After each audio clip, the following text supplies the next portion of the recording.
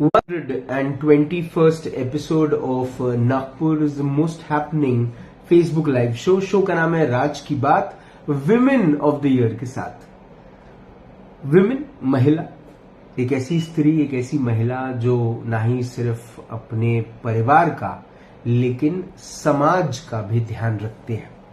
एक ऐसी महिला जो अपने परिवार को आगे बढ़ाने के लिए पूरी कोशिशें करती हैं, लेकिन साथ ही साथ घर के दरवाजे के बाहर आकर समाज की भी जिम्मेदारी अपने कंधे पर लेती है। ऐसी महिलाओं को हम सम्मानित करते हैं इस शो के माध्यम से, उनकी जिंदगी, उनकी जीवनी आप तक पहुंचाते हैं। इसके पहले मैं हमारी आज की super women of the year से आपकी मुलाकात करवाऊं। सबसे पहले धन्यवाद करता हूं पारेख ब्रदर जूलर्स का। Parekh brother jewellers presents Raj ki Baat women of the year के साथ in association with Pahnawa boutique. A big thank you to Stylex kitchens and wardrobes, a brand by Suhas Patel.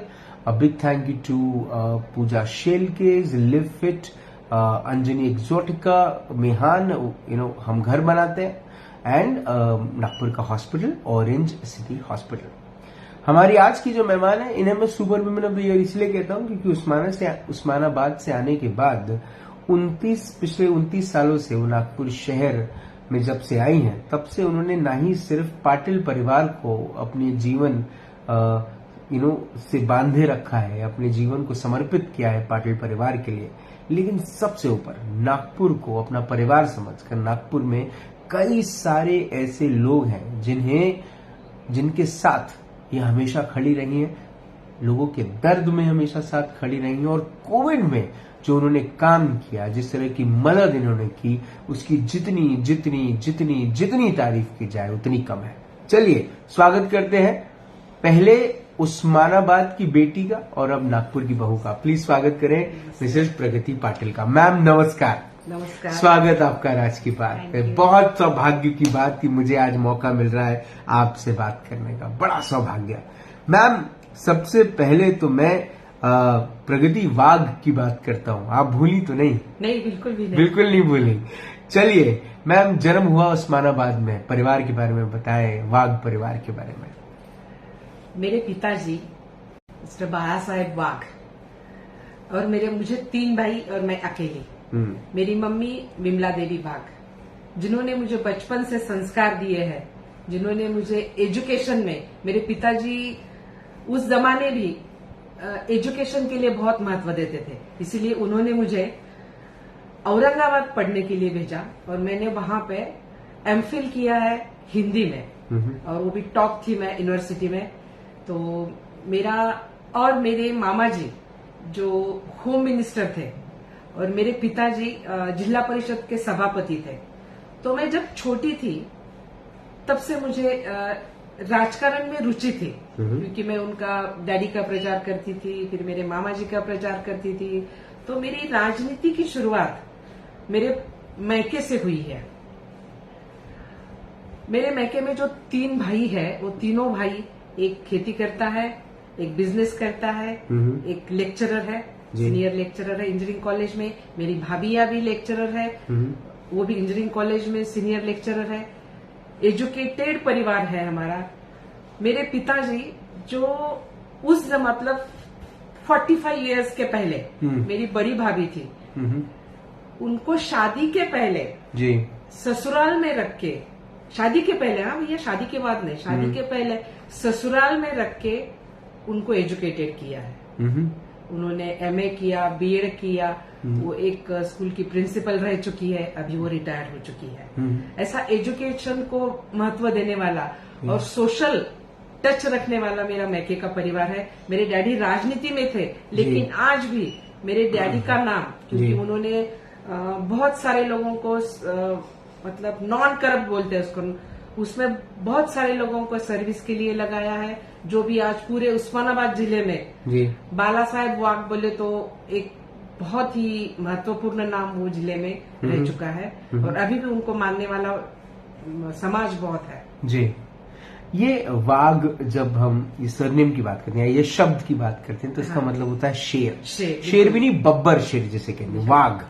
तो जो वाघिन है, अगर देखा जाए तो जो शेरनी है घर की, वो आपकी मदर जो थी उनसे उनकी कौन से ऐसी चीजें हैं जो आप में भी है? कहते हैं कि एक स्त्री के लिए, एक महिला के लिए, एक माँ के लिए जो सबसे पहली दोस्त होती है वो बिटिया होती है। भले अगर बेटे बड़े हो तो भी जो सबसे पहली बेटी होती है वो माँ की सबसे करीबी दोस्त भी होती है।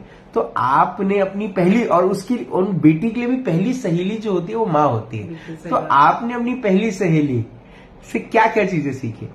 देखिए, मेरी माँ ने मेरे ऊपर जो संस्कार दिए हैं, जो अभी तक मैं लेके चल रही हूँ, पूरे परिवार को एक साथ लेकर चलना, समाज के लिए कुछ काम करना, अपने साथ अपने पड़ोसी में जो लोग रहते हैं उनको कैसे हम हेल्प कर सकते हैं, हमारे यहाँ काम करने वाले, हमारे आजू बाजू में काम करने वाला जो वर्ग है उनको कैसे हेल्प कर सकते हैं, ये मेरे मदर ने मुझे सिखाया। और उसमें मेरी मदर बहुत अच्छी कुक है और मुझे भी राजनीति और समाज सेवा के साथ साथ कुकिंग का भी बहुत शौक है। तो मेरे मदर इन लॉ ने मुझे ये सिखाया है, संस्कारों के साथ कुकिंग, समाज सेवा करना। और थोड़ा बहुत मेरे मम्मी को भी राजकारण में बहुत रुचि थी, क्योंकि वो भी खुद अपने मायके से राजनीतिक परिवार से थी। अच्छा। हाँ, तो इसीलिए उनके अंदर भी राजनीति थी। तो मेरा एक पहला किस्सा मैं आपको बताती हूँ भाई साहब। मैं 4th क्लास में थी और हमारे यहाँ शुगर फैक्ट्री के इलेक्शन चल रहे थे जी। तो हमारे घर के बाजू से वो दोनों अपोजिशन वाली और वो दोनों रैलियां जा रही थी जी। तो रैली में मेरे मामा जी के ऊपर अपोजिशन वालों ने रिवॉल्वर रखा था। और मैंने वो मेरे गच्ची पर से वो देखा था जी। वो सीन जी। तो मैंने वहां से एक लोहे का बड़ा बर्तन था, तो मैंने वो उठा के उनके सर पे ऊपर से डाला था। ओके। तो मेरा वहां से मतलब मैं बोलती हूँ कि मुझे वहां से तब राजनीति समझ में आई कि कितनी दुश्मनी हो सकती है राजनीति में जी। तो तब मैंने मेरे मामा जी को बचाने के लिए वो लोहे का बर्तन उसके सर पे डाला था जी। तब पुलिस केसेस भी हुई थी, लेकिन मैं छोटी थी करके मेरे ऊपर कुछ कार्रवाई नहीं हुई। लेकिन मेरे साथ मेरी मम्मी भी थी जो उठाने लगी थी, उसके ऊपर जरूर केस हो गया था। अरे बाबा।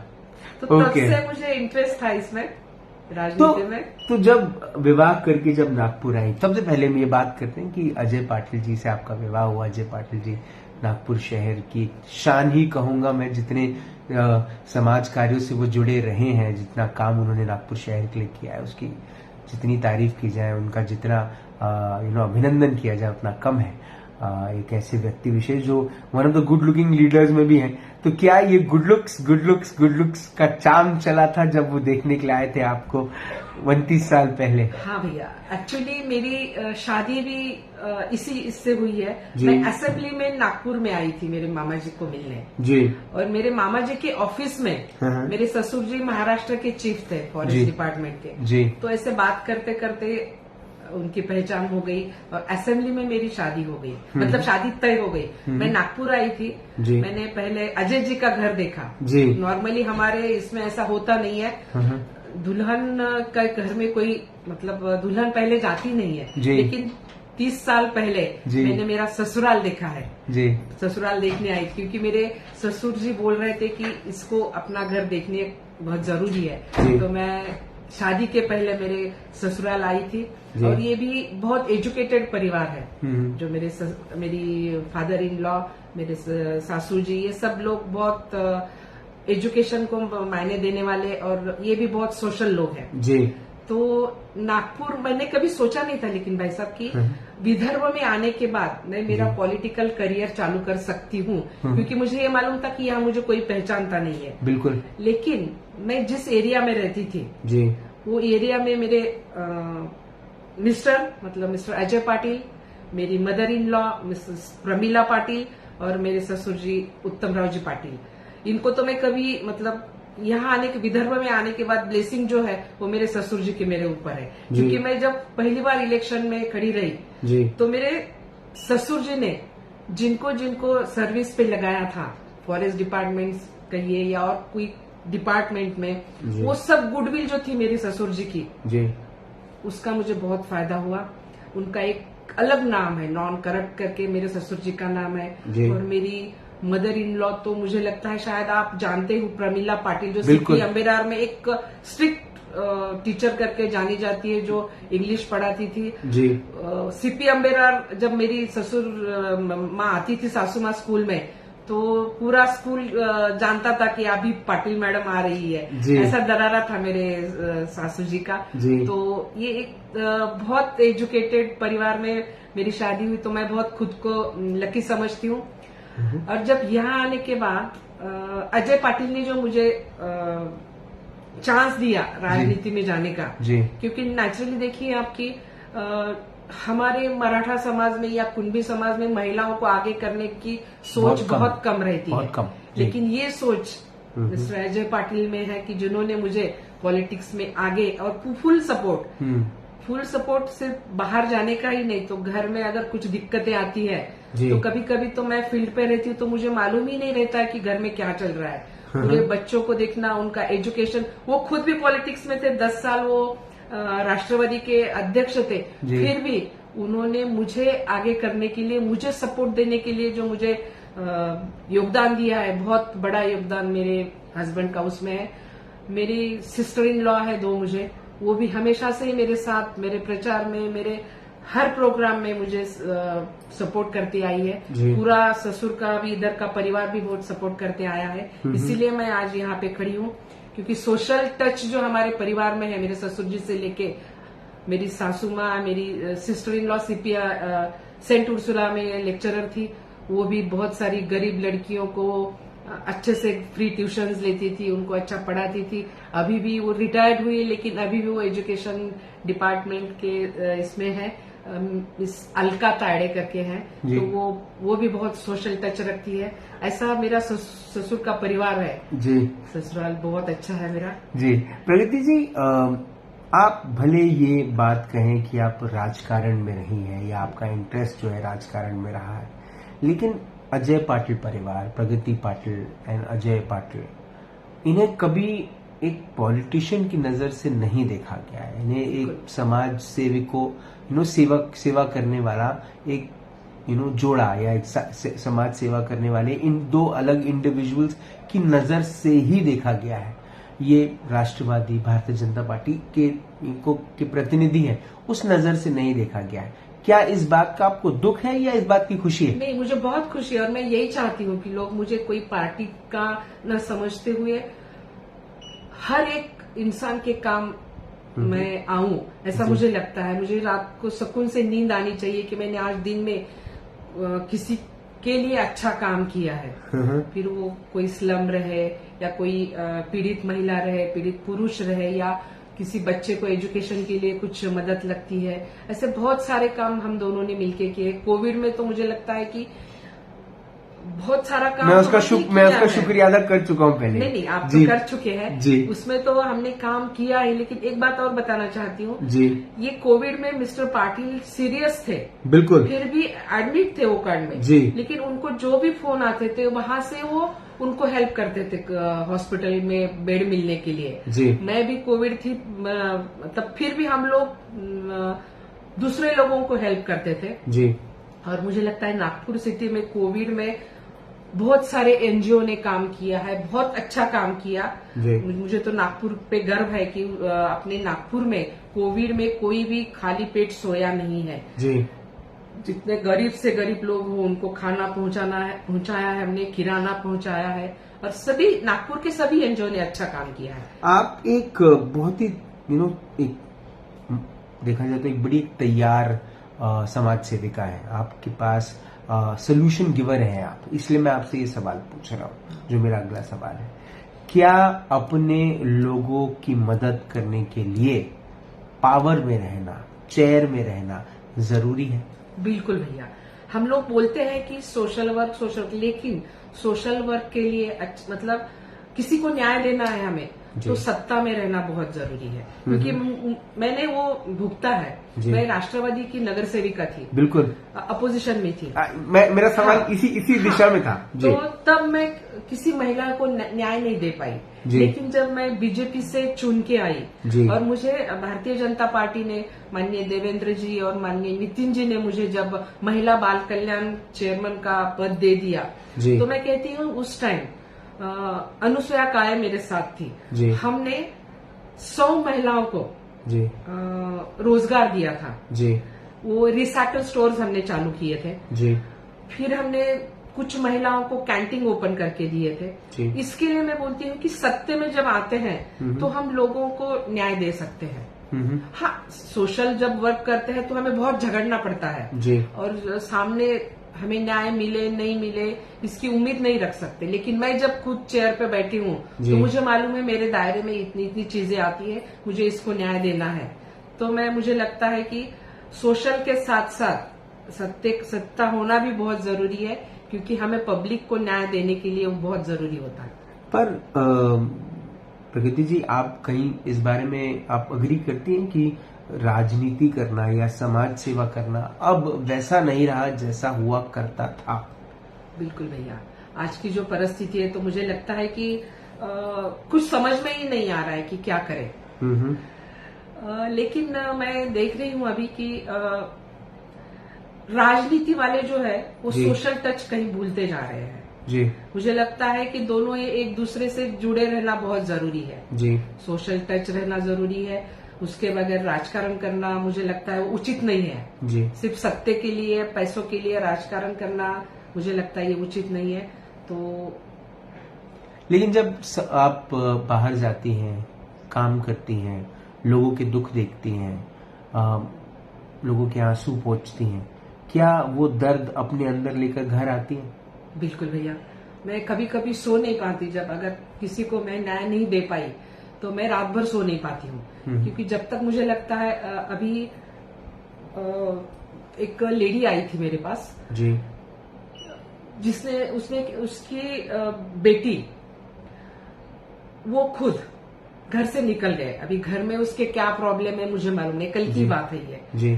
तो घर से निकल के वो कहाँ गई अभी तक पता नहीं चला है जी। अब मैं उसके ससुराल में गई, उसके ससुराल वाले वो बहू के लिए परेशान नहीं थे जी, उनकी पोती के लिए परेशान थे जी। मैं दोनों के लिए परेशान हूँ जी। कि मुझे मेरी सहेली भी मिलनी चाहिए, उनकी पोती भी मिलनी चाहिए। जी। अभी तक तो पुलिस डिपार्टमेंट में हमने सब कुछ किया है, लेकिन अभी तक उसका पता नहीं चला है। लेकिन जब तक उसका पता नहीं चलता तो मैं चैन से नहीं रह पाऊंगी। मैं पुलिस डिपार्टमेंट में जाके 10 बार पूछ रही हूँ कि कुछ ट्रेसिंग हुआ, कुछ नहीं हुआ। ऐसे बहुत सारी चीजें भैया डेली जब हम लोग घूमते हैं। देखो, हम लोग बहुत बोलते हैं कि महिलाएं बहुत ऊंचे स्थान पे गई है, बहुत उन्नति कर रही है, लेकिन दूसरी बाजू भी जब हम फील्ड में घूमते हैं ना, तब हमें पता चलती है कि रूट लेवल पे क्या चल रहा है। रूट लेवल की महिलाएं अभी भी बहुत पीड़ित है। और ये सब दुख जब मैं देखती हूँ तो मैंने राजनीति को थोड़ा बाजू रख के, अभी मैंने आपने कहीं पढ़ा होगा कि मैंने महिला कट्टा चालू किया है जी, जिसमें पूरे पार्टी की महिलाएं, यहाँ पे कोई पार्टी का बैनर नहीं है जी, पूरी एजुकेटेड महिलाएं जी। मेरा इसमें 2 ब्रीद वाक्य है महिला कट्टा में।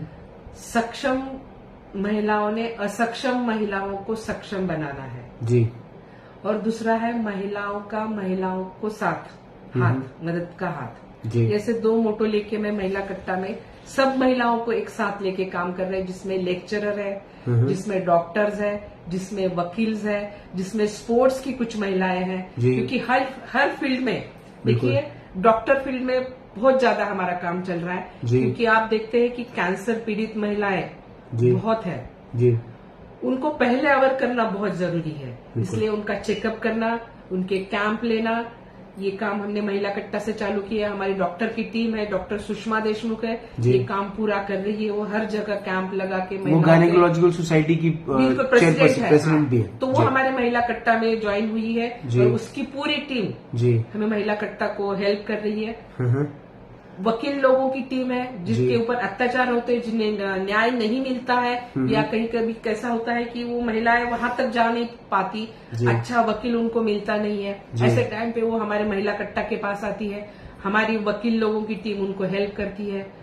कुछ महिलाओं के बेटे रहते हैं जिनको स्पोर्ट्स में बच्चे अच्छे होने के बाद भी उनको संधि नहीं मिलती है, ऐसे वक्त हमारे स्पोर्ट्स की टीम है, वो स्पोर्ट्स की टीम काम कर रही है। हमारी कुछ महिलाएं ऐसी है जो ग्रामीण में काम कर रही है जी, तो ग्रामीण में भी काम करने की बहुत जरूरत है भैया। सिटी में ही नहीं तो हम ग्रामीण में भी महिला कट्टा हमारा चल रहा है। वहाँ पे कल्पना मानकर नाम की एक लेडी है जो पूरी टीम ग्रामीण में लेके जाती है, वो वहाँ हेल्थ पे काम कर रही है, एजुकेशन पे काम कर रही है, और जिनके हस्बैंड ने सुसाइड किया शेतकरी, उन महिलाओं के लिए वो महिला कट्टा हमारा ग्रामीण में काम कर रहा है।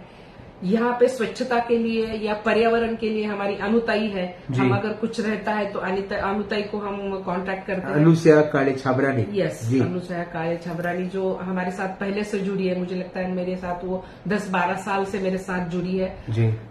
तो ऐसी पूरी महिला कट्टा में जो टीम है, एजुकेशन के लिए एक टीम काम कर, जिसमें लेक्चरर्स है, जो कभी किसी बच्चे को कहीं पे एडमिशन नहीं मिलती है या किसी बच्चे को फीस की प्रॉब्लम आती है, तो ऐसे वक्त हमारी वो एजुकेशन वाली जो टीम है, उसमें रचना सिंह मैडम है, वो देवघरे मैडम है, बहुत सारी ऐसी लेडीज है लेक्चरर जो एजुकेशन के लिए लोगों को मदद करती है। हमारी कल्पना पांडे को आप जानते हैं, वो भी हमसे जुड़ी हुई है।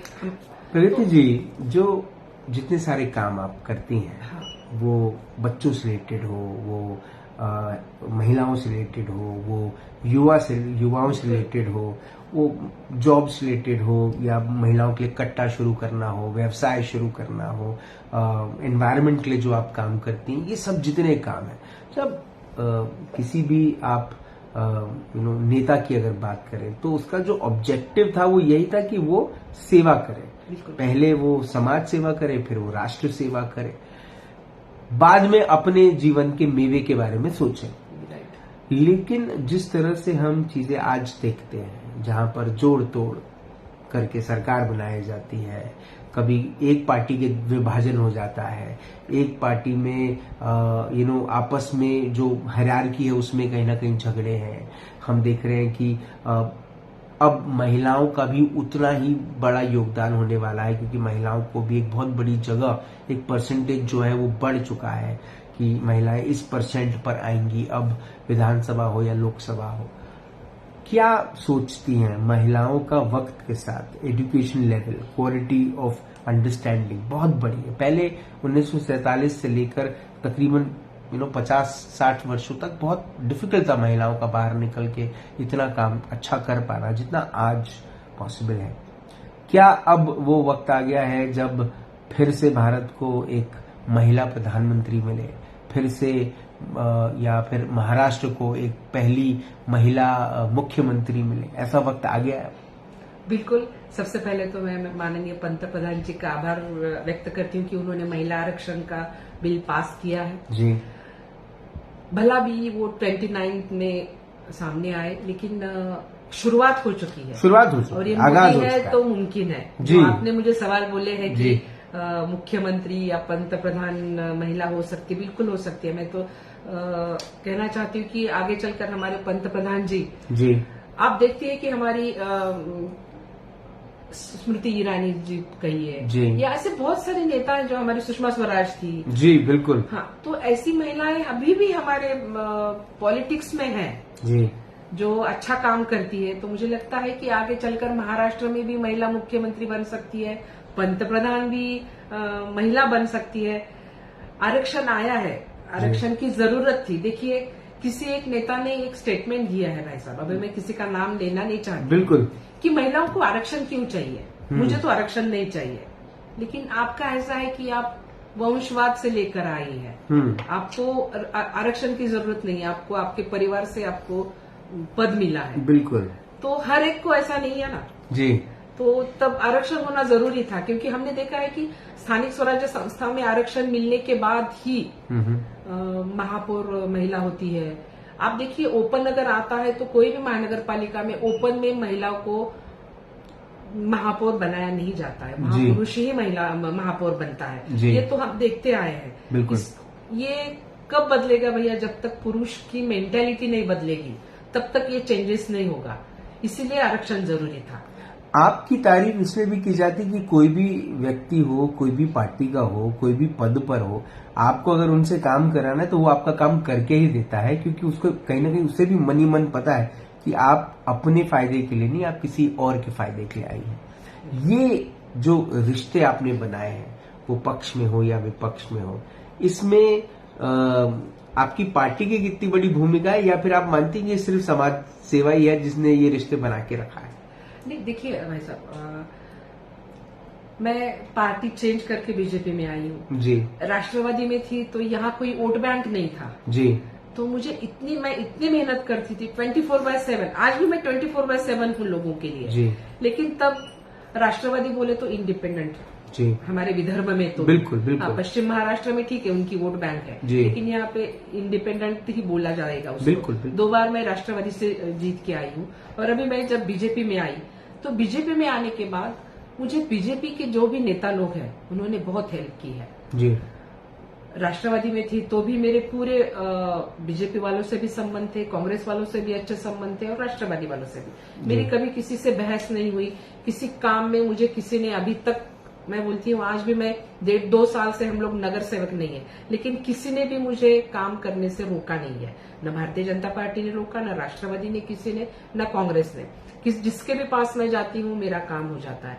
इवन महानगर पालिका के जितने भी अधिकारी लोग हैं उनसे भी मेरे रिलेशन इतने अच्छे हैं कि मुझे महानगर पालिका जाने की जरूरत ही नहीं पड़ती लेकिन आप अधिकारियों से नाराज होती हैं आप कुछ लीडर्स से भी नाराज होती हैं जब आप देखती हैं कि पब्लिक कहीं ना कहीं कॉम्प्रोमाइज हो रही है पब्लिक का काम नहीं हो रहा है पब्लिक परेशान है भैया पब्लिक परेशान है ऐसा नहीं बोल सकते हम लोग देखो इसमें दो ये है एक जैसे नानी के 2 सिक्के 2 पार्ट होते हैं वैसे ही है कुछ पब्लिक खुश है कुछ पब्लिक खुश नहीं है हम लोग पॉलिटिकल लोग हैं तो 100% तो किसी को खुश नहीं कर सकते जी तो कुछ लोग नाराज होते हैं कुछ खुश होते हैं अभी भी वही चल रहा है कुछ खुश है क्योंकि मैं घूमती हूँ तो मुझे अभी कल ही मैं वो गरबा के लिए गई थी वहां पे कुछ लेडीज थी बहुत लेडीज खुश थी क्योंकि वो सब स्लम से आई थी जी कुछ लेडीज मुद्रा लोन मिला या कुछ गैस कनेक्शन मिला उनको उसके लिए खुश थी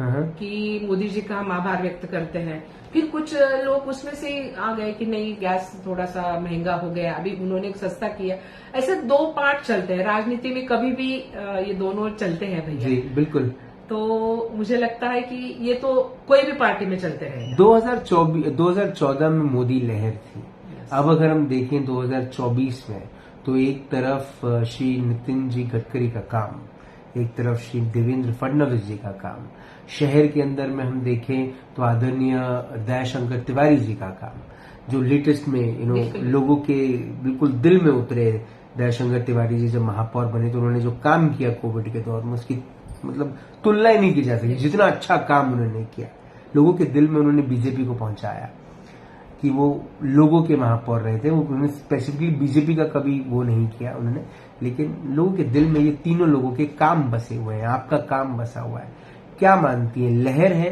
या फिर अब सिर्फ काम की वैल्यू पे सब बेनिफिट्स मिलेंगे अभी तो काम की वैल्यू पे अभी लहर पे नहीं लेकिन काम की वैल्यू पे ये मिलेगा क्योंकि काम बहुत हो चुका है भाई जी आप जानते हैं कि विदर्भ ही देखिए आप पूरे इंडिया की बात नहीं करते विदर्भ देखिए विदर्भ में मैंने देखा है कि कांग्रेस और राष्ट्रवादी जब सत्ते में तो विदर्भ की क्या हालत थी हमारे नागपुर कैसा था हमारा नागपुर डेवलप हुआ था क्या आप भी जानते हैं इसको आप भी नागपुर से ही है बिल्कुल तो पूरा विदर्भ का डेवलपमेंट तब हुआ है जब माननीय नितिन जी गडकरी और माननीय देवेंद्र जी 14 के बाद ही यहाँ का विदर्भ का डेवलपमेंट हुआ है तो मुझे लगता है कि वो डेवलपमेंट में ही लोग अभी उनको ही चुनेंगे प्रगति जी इलेक्शन में खड़ी हो रही है नहीं हो रही है देखते भैया वो तो अभी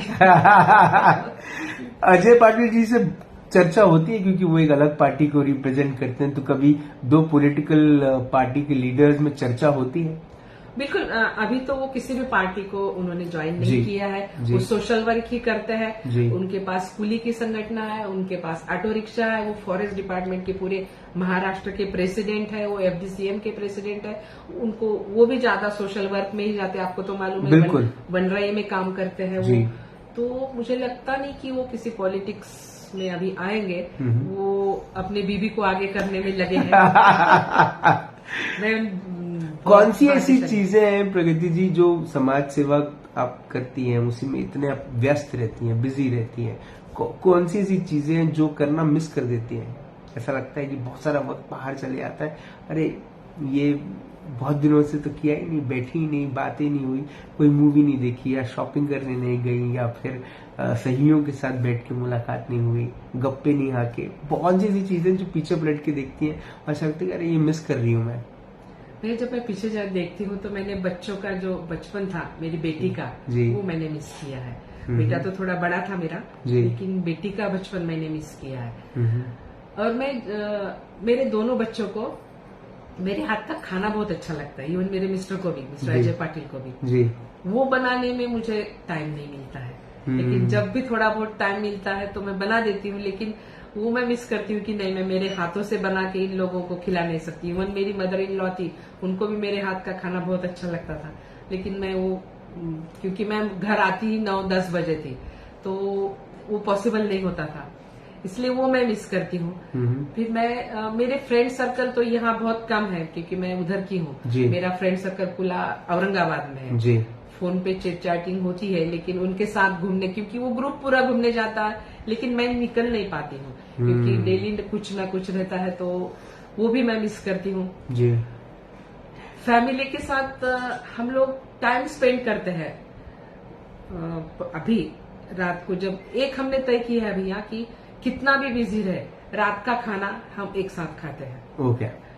मैं, मिस्टर, मेरा बेटा, बेटी तो मुंबई में रहती है जी। ये हमने तय किया, एक दूसरे की राह देखते हैं। हाँ, बहुत ही ज्यादा मुझे कहीं प्रोग्राम में 11-12 बज रहे तो ये लोग खाना खा लेते, लेकिन 10 बजे तक मेरा राह देखते हैं लोग, मैं आऊंगी नहीं तो ये लोग खाना खाते हैं। ये तय किया है हमने कि फैमिली हम डिनर पे तो भी मिलेंगे और कल की क्या करने वाले हैं हम लोग सब। जी।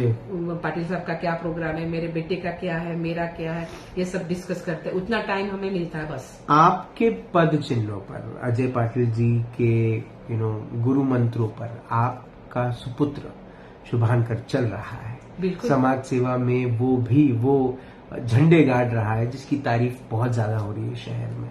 Everybody is appreciating Shubhankar Patil with everything, rotary हो या फिर वो समाज सेवा से जुड़ी हुई कोई भी चीज हो। जीवन गौरव से भी उन्हें सम्मानित किया गया।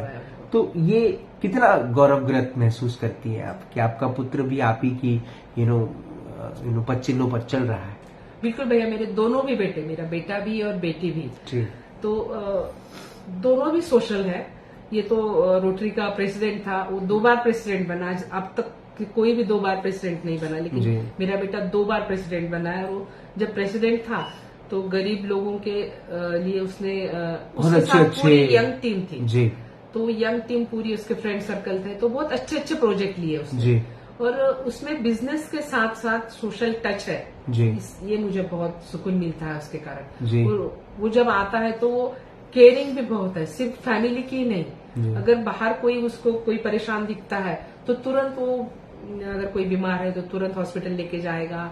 कुछ पुलिस का काम है वहां लेके जाएगा, एजुकेशन का काम है, किसी को एडमिशन नहीं, बच्चे को गरीब मिल रही है, उसकी फीस भरना है, मम्मी मैं इसकी फीस भरने जा रहा हूँ। इससे मतलब वो सोशल टच लेके अपनी जिंदगी जी रहा है। अभी उसकी जनवरी में शादी है और मुझे बहू भी इसी ख्याल की मिली है जो सोशल टच रखती है। तो मुझे लगता है कि और एक हमारा मेंबर बढ़ेगा जो सोशल वर्क करने के लिए मेंबर हमारे साथ अभी जुड़ रहा है। अब आगे क्या प्रगति जी, और क्या क्या चीजें हैं बकेट लिस्ट में प्रगति जी के? नहीं, मेरी बकेट लिस्ट में भैया मैं इतनी खुश हूँ, मुझे कोई पद की ये नहीं है, क्योंकि मुझे मालूम है कि आज एक मंत्री के बराबर मुझे नागपुर सिटी में दर्जा मिला है, मैं आमदार के बराबर मुझे दर्जा मिला है, क्योंकि मैं जहाँ भी जाती हूँ लोग मुझे उतना चाहते हैं। न मुझे आमदार बनना है, न मुझे मंत्री बनना है। हाँ, तकदीर से चांस मिला तो बात अलग, लेकिन मैं ऐसी नाखुश नहीं हूँ। मैं जो भी है मैं बहुत खुश हूँ। जो भी मुझे काम करने मिल रहा है, जो भी लोगों की सेवा करने मिल रही है, उसमें मैं खुद को बहुत भाग्यशाली समझती हूँ। आगे भी मेरे हाथों से ऐसी लोगों की सेवा हो, कहीं मैं कम न गिरूं। किसी ने मुझे बोलना नहीं चाहिए कि इन्होंने मेरा ये, ताई ने मेरा ये काम नहीं किया, ऐसा मैं सुनना नहीं चाहती हूँ। मैं सुनना चाहती हूँ कि ताई के हाथों से ये काम हुआ है। ये बात सुनने के लिए मैं हमेशा बेकरार रहती हूँ। 29 साल हो चुके हैं विवाह को जब आप नागपुर आई। 29 सालों में I am sure Ajay Patil ji ने आपसे बहुत कुछ सीखा होगा। आपने उनसे क्या सीखा? देखिए, अजय पाटिल ना ऐसे बहुत एक्टिव है वो। मैं थोड़ी साइलेंट हूँ जी, थोड़ी साइलेंट हूँ मैं। अजय पाटिल एक्टिव और फास्ट रिएक्शन रहता है उनका जी। तो कहीं कहीं मैं देखती हूँ कि कुछ काम करने के लिए जो फास्ट रिएक्शन चाहिए वो उनसे मैंने सीखा है। थोड़ा अग्रेसिव। हाँ, वो मैंने उनसे सीखा है, क्योंकि मैं अभी भी आपने देखा होगा नागपुर से मैं साइलेंटली काम करती हूँ, किसी से पंगे नहीं लेती। साइलेंट टाइग्रेस बोलते हैं आपको। जी, ऐसा काम करती हूँ, लेकिन जहाँ पे जरूरत हो जी वहाँ मैं अजय पाटिल को सामने रखती हूँ। ओके।